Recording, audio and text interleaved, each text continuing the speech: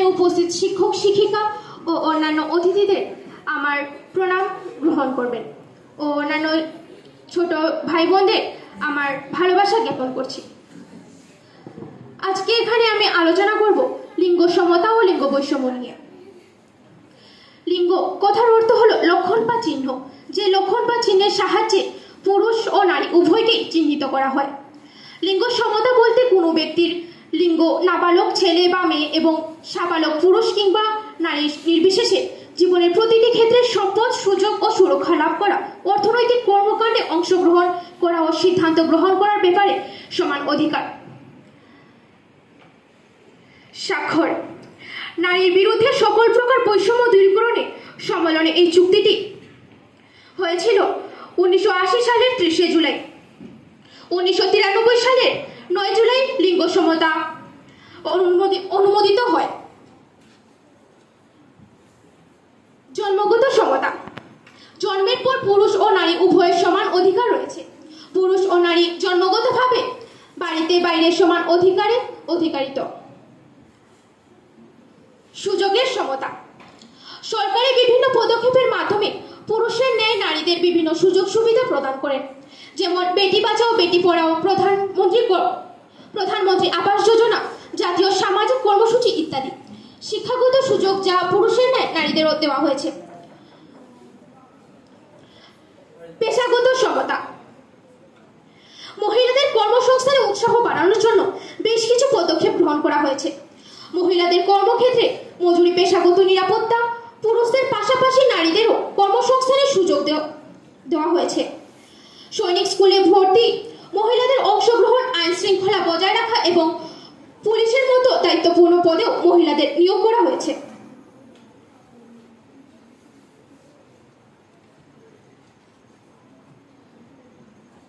বৈষম্য। জন্মগত বৈষম্য। এই ধরনের বৈষম্যের ক্ষেত্রে মেয়েদের চেয়ে ছেলেদের অগ্রাধিকার প্রদান করা হয়, যা আমাদের মতো পুরুষ শাসিত সমাজে প্রায় ঘরেই হয়ে থাকে। পারিবারিক বৈষম্য। আমাদের সমাজে আইনিভাবে পিতার সম্পত্তির উপর ছেলে ও মেয়ে উভয়ের সমান অধিকার থাকলেও আদতে যখন সম্পত্তির ভাগ বটনের সময় আসে তখন আমরা প্রায়ই বলে থাকি, তুই সম্পত্তি দিয়ে কি করবি, তুই তো তোর শ্বশুর বাড়িতে থাকিস, তোর স্বামীর যা বিষয় সম্পত্তি সবকিছু তো তোরই। পেশাগত কর্মসংস্থান বৈষম্য। আমাদের সরকার মহিলাদের পেশাগত দিক থেকে বিভিন্ন সুযোগ সুবিধা দিয়েছেন, ডাক্তার, ইঞ্জিনিয়ার, শিক্ষক ও আরো অনেক কিছু। কিন্তু যারা আজকে লেট নাইট কাজ করেন তাদের ক্ষেত্রেও কি সমান অধিকার রয়েছে? আমাদের বাবা কাকা যারা রয়েছেন তাদের যদি বাড়িতে আসতে লেট হয় তাহলে তাদের আমরা বলি, তুমি সারাদিন পরিশ্রম করে বাড়িতে এসেছো, বিশ্রাম করো। কিন্তু একই জায়গায় যদি একটি মেয়ে সেম ভাবে লেট নাইট করে তাহলে তাকে বিভিন্ন প্রশ্নের মুখোমুখি হতে হয়, বিভিন্ন কৈফিয়ত দিতে হয়। চলাফেরার অসুবিধা। আমরা যারা শিক্ষার্থীরা রয়েছি, পড়াশোনা, আর্ট, গান বাজনা, অন্যান্য বিভিন্ন কারণে বাড়ি থেকে বেরোতে হয়, কিন্তু আমরা কি সুরক্ষিত? আমাদের সমাজে অনেকেই রয়েছেন যারা মেয়েদের দেখে বিভিন্ন কথাবার্তা উল্টোপাল্টা মন্তব্য করেন। তৃতীয় লিঙ্গ। লিঙ্গ বৈষম্যের কথা যখন বলছি তখন আরেকটি কথা না তুললে ভুল হবে। তৃতীয় লিঙ্গ যাদের আমরা সমাজে এখনো পর্যন্ত একটি নির্দিষ্ট সম্মান প্রদান করিনি, আমরা ওদের একটি উপহাসের পাত্র হিসেবে ধরি। আমরা চলতি ভাষায় এদের হিজড়া ছক্কা বলে তুচ্ছতাচ্ছিল্য করি। আমাদের কি এই তুচ্ছতাচ্ছিল্য করার কোনো অধিকার রয়েছে?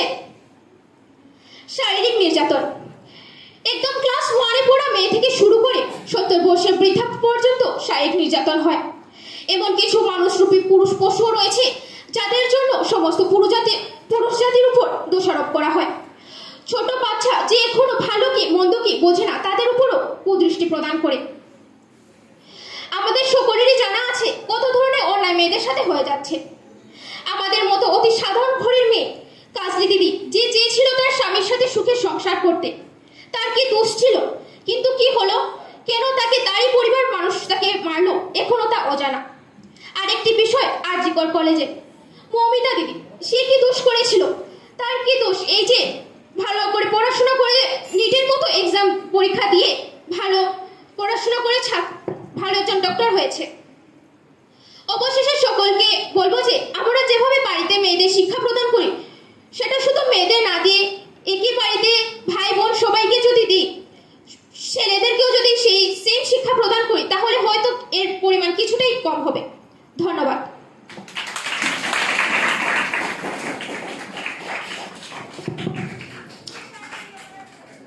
এই যে লিঙ্গ বৈষম্য বা লিঙ্গ সমতা তুমি যা বললে, সেই লিঙ্গ সমতার দিকে আমরা এগিয়ে যাচ্ছি ধীরে ধীরে।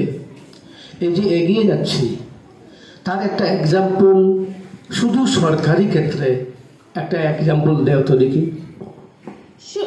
সরকারি ক্ষেত্রে অনেকটি এক্সাম্পল রয়েছে, যেমন আগের দিনে বিদ্যালয়ে শুধু ছেলেরা পড়াশোনা করতো, আজকে ছেলে মেয়ে উভয় পড়াশোনা করছে। কলেজে ছেলে মেয়ে পড়াশোনা করছে, শিক্ষক শিক্ষিকা সেখানেও মেয়েদের ভূমিকা রয়েছে। বিভিন্ন প্রাইভেটেও অনেক রকমের ভূমিকা রয়েছে, ডাক্তার ইঞ্জিনিয়ার সব ধরনের ভূমিকায় মেয়েরা রয়েছে। আমার জন্য একটি কোয়েশ্চেন রইল, বর্তমানে এই লিঙ্গ বৈষম্য নিয়ে যে শিক্ষাক্ষেত্রে কি ধরনের উদ্যোগ নেওয়া হচ্ছে সেটা নিয়ে যদি তুমি দু একটা কথা বলো তাহলে ভালো হয়। লিঙ্গ বৈষম্য নিয়ে শিক্ষাক্ষেত্রে বিভিন্ন ধরনের উদ্যোগ নেওয়া হয়েছে। বেটি বাঁচাও বেটি পড়াও, সেখানেও মেয়েদের ভূমিকা, মেয়েদের উন্নতির জন্য বিভিন্ন পদক্ষেপ সরকার গ্রহণ করেছেন। জেন্ডার ইকুয়ালিটির ক্ষেত্রে পারিবারিক একটা উদাহরণ দাও। পারিবারিক জেন্ডার ইকুয়ালিটি পারিবারিক, যেমন আমাদের বাড়ি ঘরে বাবা যেরকম সবসময় কাজকর্ম করে বাড়িতে আসে, সেরকম আমাদের মাদেরকেও সুযোগ দেওয়া উচিত, আমাদের দিদিদেরকেও সুযোগ দেওয়া উচিত। ওকে ওকে